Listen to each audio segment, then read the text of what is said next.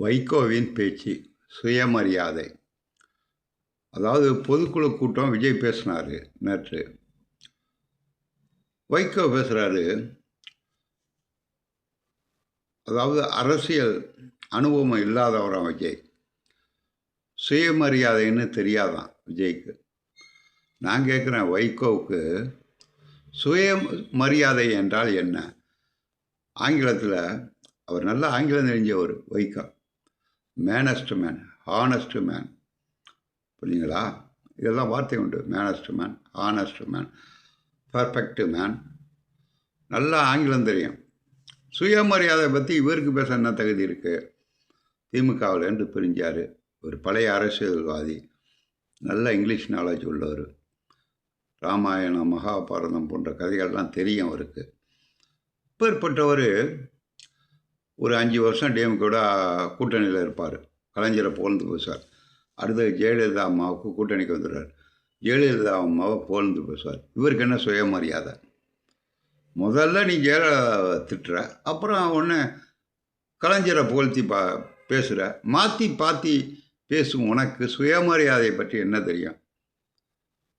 விஜய் என்ன பேசினார்? சும்மா அழகாக ஜென்டில்மேன் மாதிரி பேசினார்.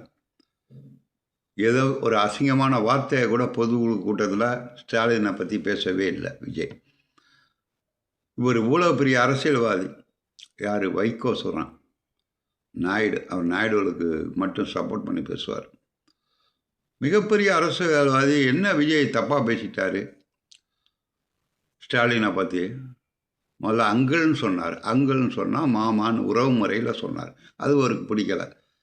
இவர் தான் தற்கொலை பயலை அப்படின்னு ஸ்டாலின் சொன்னார். உடனே மாற்றிக்கிட்டார். மரியாதைக்குரிய முதலமைச்சர் ஸ்டாலின் அவர்களேன்னு அப்புறம் பேசினார். இவர் எந்த வகையில் அவர் மட்டமாக நடந்துக்கிட்டார்? இதெல்லாம் நல்லா புரிஞ்சுக்கணும். உலக மாணவர்கள், இளைஞர்கள் கூட்டம் விஜய் கையிலே. இளைஞர்கள் கூட்டம்தான் வெல்லும். நல்லா புரிஞ்சுக்கணும். வைகோ என்னமோ மேடையில் ஏன் லேட்டாக வந்ததுக்கான, ஏண்டா வெண்ணங்களா, நானே 15 வீடியோ போட்டிருக்கேன் ஒரு மாதத்தில். லேட்டாக வந்ததுக்குண்ணா எம்ஜிஆர் லேட்டாக கரூருக்கு வந்தார். ராத்திரி 9 மணி வரேன்னு சொல்லிட்டு காலைல 4 மணிக்கு வந்தார். எம்ஜிஆர் எவனாச்சும் கேள்வி கேட்க முடியுமா?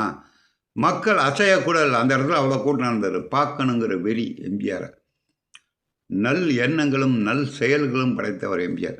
அதே மாதிரி விஜய் காரணத்தை நம்மளை கொண்டு வந்து எப்படி பார்த்தாரு? ஏண்டா முட்டா பசங்களா, உன்ன மாதிரி நானும் மாதிரி ஆளுங்களா செத்து போனால் மக்கானால் போய் பார்க்குறதுக்கு? அவருக்கு பர்மிஷனே கொடுக்கல. டிஜேபிக்கு மெயில் அனுப்புனா பர்மிஷனே